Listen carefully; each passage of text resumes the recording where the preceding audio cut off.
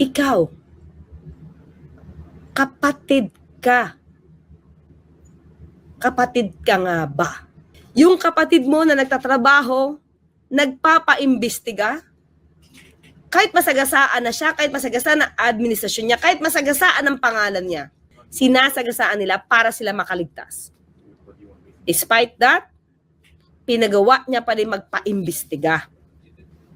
Na imbis na iangat mo ang Pangulo at ang sarili mong kapatid para magampanan niya ang kanyang trabaho, para masugpo ang korupsyon, pilit mong binababa.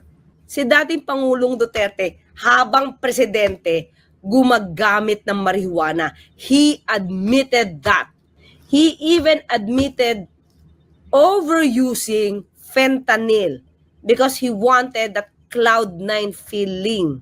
Tinuliksa mo, Amy Marcos? Anong klase kang kapatid? Nakakahiya yan. Nakakahiya. Sagad-sagad na nakakahiya.